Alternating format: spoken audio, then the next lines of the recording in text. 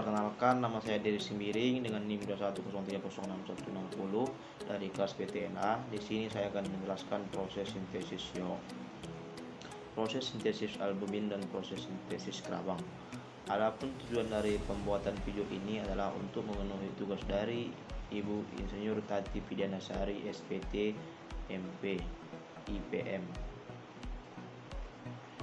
Yang pertama, YO tersusun dari kurang lebih dari 50% air dan 50%-nya lagi adalah protein dan lipid dengan pemberian perbandingan 1:2. Lipid dalam YO berbentuk lipoprotein padatan. YO mengandung fosfoprotein yang juga disebut fosfitin, lipoprotein, lipovitalin atau ring destay, lipoprotein, HDL atau kolesterol baik. Karbohidrat YO adalah polisakarida dalam bentuk mannose glukosamini. Pembentukan atau sintesis komponen-komponen YO adalah fitogenesis, berlangsung di dalam hati di bawah koordinasi hormon-hormon gonadotropin dan steroid. Di sini saya akan menunjukkan gambar yang pembentukan atau sintesis komponen-komponen YO berlangsung di dalam hati. Prosesnya jadi dimulai dari pituitary gland di bawah otak akan melepaskan hormon gonadotropin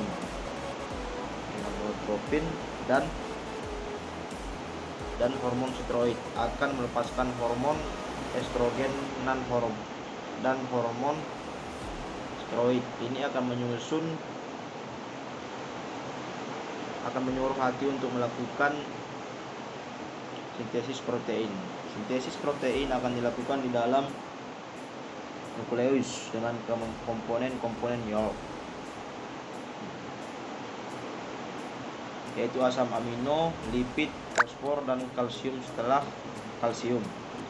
Setelah proses sintesis protein terjadi, selanjutnya akan dibawa oleh darah menuju ke folikel. Dan dua jenis proses yang dihasilkan yaitu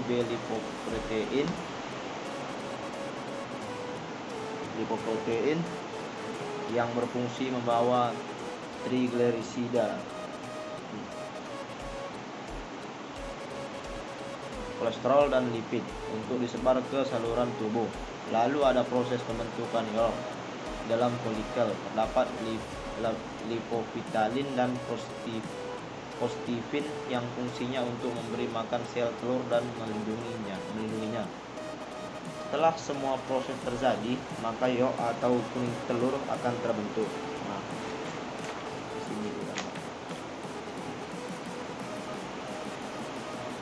Selanjutnya kita masuk ke albumin. Protein albumin terdiri dari ovalbumin 54%, opotransferin 13%,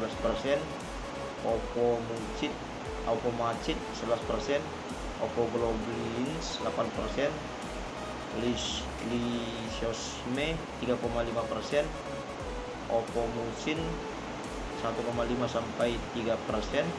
Terdapat juga beberapa protein dengan level yang sangat kecil, yaitu apidin 0,05%, plakoprotein 0,8%, makroglobulin 0,5%,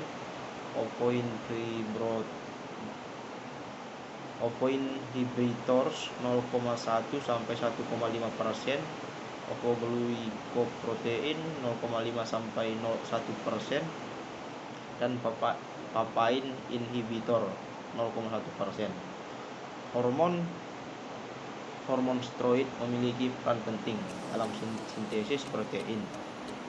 Pada oviduct, albumin diskresikan di magnum yang merupakan bagian oviduct. Selanjutnya saya akan menjelaskan sintesis albumin. Sintesis albumin terjadi di magnum selama 3 jam. Prosesnya yaitu estrogen dalam lemak akan melewati membran sel, kemudian dikelola oleh reseptor estrogen seperti kompleks estrogen dan reseptor estrogen membentuk menjadi jenis S. Lalu yang memasuki nukleus sel berinteraksi dengan kromosom menyebabkan gen tertentu dibentuk menjadi mRNA. mRNA meninggalkan nukleus menuju ribosom untuk disintesis menjadi protein yang seperti albumin dan asam amino. Selanjutnya saya akan menjelaskan kerabang. Komposisi kerabang umumnya setiap kerabang telur memiliki berat kurang lebih 11% dari berat telur. Meskipun sel ini terlihat begitu keras dan menutupi isi telur, tapi faktanya sebenarnya cangkang telur memiliki pori-pori berfungsi sebagai pertukaran udara melalui celah pori-pori tersebut. Cangkang telur terbentuk dari bahan-bahan organik yang berupa kerangka, berasal dari susunan serabut halus dan granula-granula.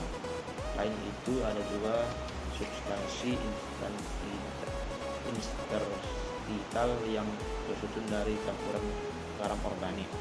Bahan organik pembentuk cangkang telur meliputi 94% kalsium karbonat, 1% magnesium karbonat, 1% kalsium fosfat, dan 4% terbuat dari bahan organik terutama protein.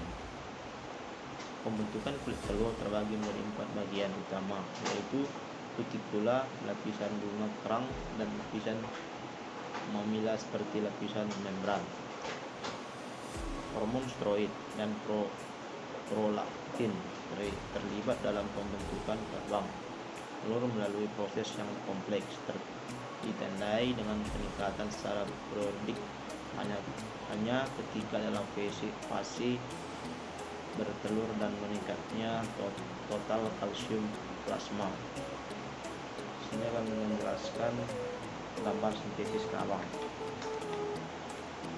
Sintesis kerabang terjadi di bagian uterus. Dalam sintesis kerabang terdapat komponen penyusun, yaitu ion Ca dan CO3. Ion Ca dan CO3 menjadi CaCO3. Nah, ion CO3 terbentuk dari CO2 dalam plasma plasma darah di uterus dengan bentuan H20. Kedua tadi akan dirombak oleh enzim karbonik. Terbentuknya H2CO3 atau H2CO3 akan terjadi proses oksidasi, yaitu proses pengurangan atom hidrogen yang tersisa, yaitu CO3. Lalu CO3 dengan ion kalsium dari dalam darah tadi akan bergabung menjadi CaCO3 untuk membungkus kerabang dari telur. Ini CaCO3-nya. Sekian dan terima kasih. Apabila ada kata-kata saya yang kurang berkenan di hati, tolong dimaafkan.